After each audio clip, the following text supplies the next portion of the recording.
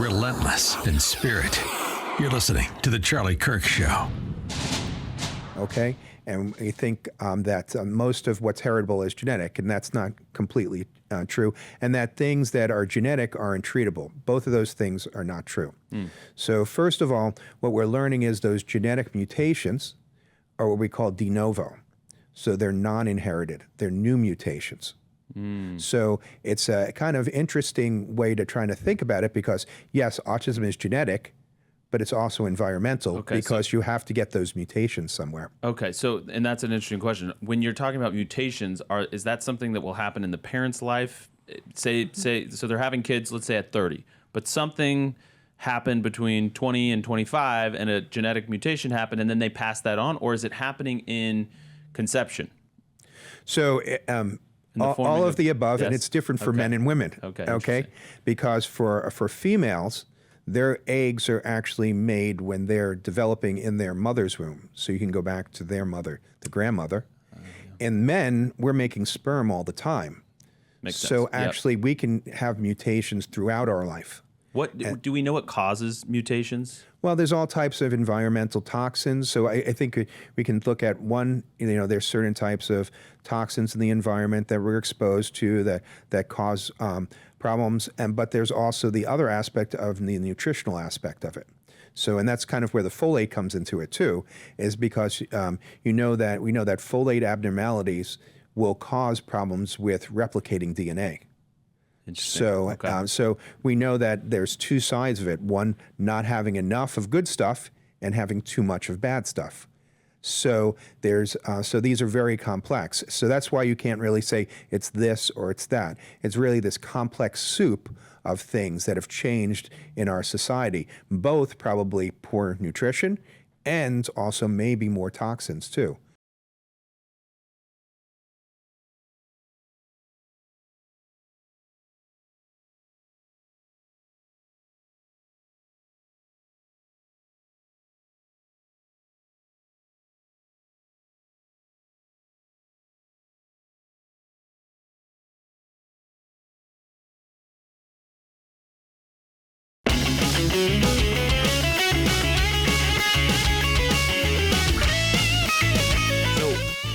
Could you give me a couple of examples of real lived experiences that would actually change somebody's genetics? Because you're right, we sort of think of genetics as being the set, formula. This is this is your sequence of DNA. It's set for life. You're saying those genetic mutations can happen in a human during lived experience. Would it be the cleaners that you use inside your home? Is it smoking? Is it drinking too much? Is it a traumatic experience? Is it stress? Like, what can make somebody's... Yeah, all of the above, right? Okay. I mean, that's where we think of it, and not only autism, but cancer, right? Many times we have cancer because something has happened to the genetics of some of the cells. Right. And it's more of the cells that are replicating. So some of our cells don't replicate. You've made them, they're there. But there's also cells that renew themselves, and many of those are the ones that are more likely to have those changes because they're making new DNA all the time. And what are those for men that's making the reproductive cells, the sperm? We're making them all the time. Sure. So those are going to be more susceptible to having those mutations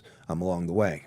Understood. Now that's super helpful to know. So it's basically like a very complex situation just got way more complicated, right? Because exactly. It's now more difficult because of our evolving understanding of the way the human genome works and the way cell replication works and DNA replication works.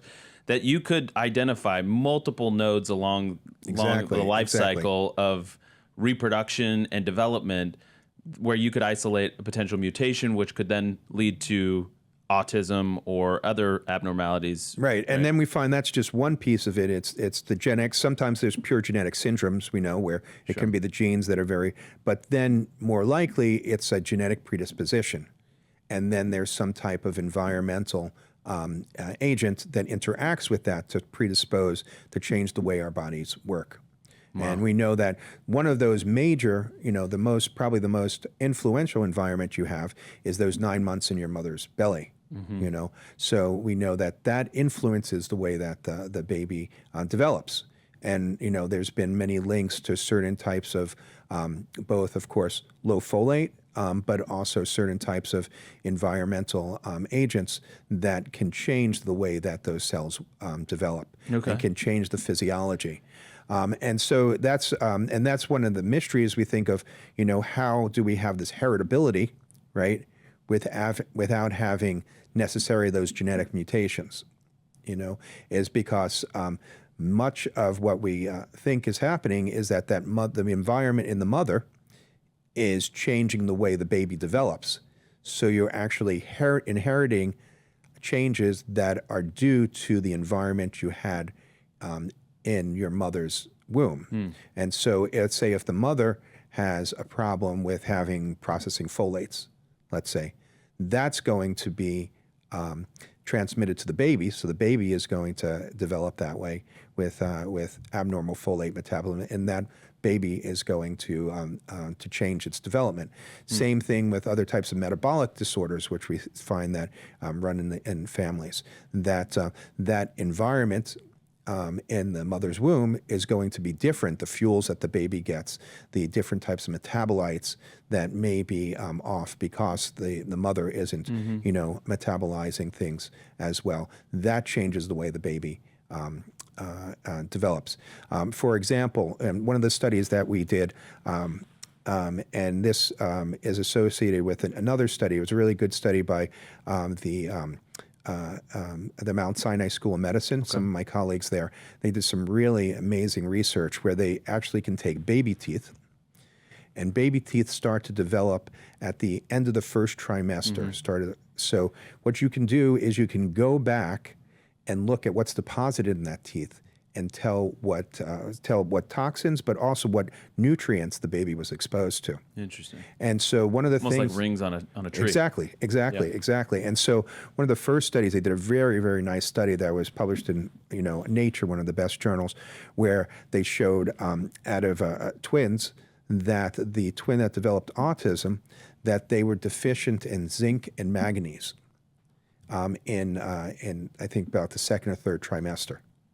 So for some reason, that nutrient wasn't getting to that baby, and there was changes in the physiology of that baby. We actually showed when we're very interested in mitochondrial function, we showed that the function of the mitochondria as a child was actually correlated with those levels of manganese and zinc that they had prenatally.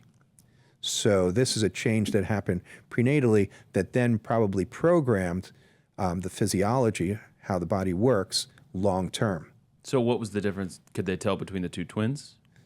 So yeah, so that was divided. Mitochondria. So we found that, well, they found that there was the zinc and manganese, and we found that those nutrients correlated with mitochondrial function later on in life. And was that a genetic, predisposition of the autistic?